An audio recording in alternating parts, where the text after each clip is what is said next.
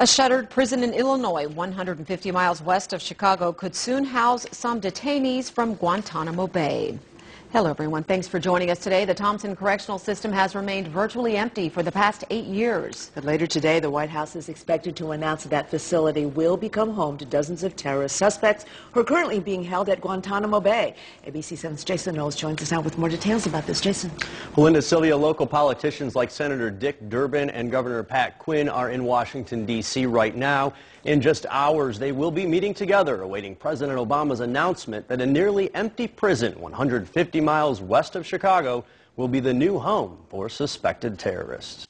As he passed out coats and hats to students in Inglewood this morning, State Comptroller and Democratic candidate for governor Dan Hines said he supports a move to house the Thomson Correctional Center with suspected terrorists from Gitmo.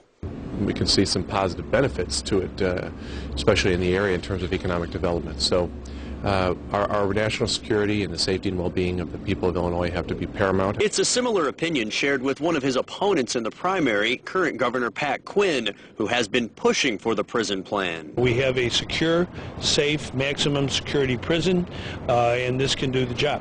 The maximum security state prison located near the Mississippi River was built 9 years ago and cost $145 million, but it was never funded properly and has sat nearly empty.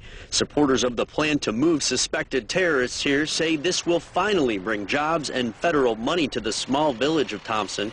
The village president supports it, but Northern Illinois Republican Congressman Manzullo has serious concerns about terrorists in his district and says a security assessment has not been completed. And this train is moving so quickly that it's got to be stopped. We need to have hearings. People need to know exactly the nature of the threat, and they need to know the impact it will have upon the community, other than the obvious economic impact, which of course is welcome. Sir. Other critics also say it could make the area a target. Congressman Peter Roscom issued this statement this morning saying it's an ill-advised move that ultimately will be regretted.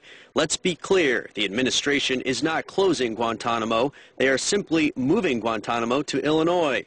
Illinois deserves a better Christmas present than hardened terrorists. This is a sensitive issue, but it's important that we look at the facts, and the facts are that the Obama administration is looking carefully at several different sites, and they're going to make a choice based on what's best for America, what's best for the safety and well-being of our people. Under the plan, no more than 100 detainees would be in the Thomson facility. Governor Quinn hopes the federal government will give Illinois anywhere between $150 to $200 million for Thomson. Linda, Sylvia, on one hand, you have an economic boost for a town that's really in need, and on the other hand, you have some security concerns. Okay, thanks.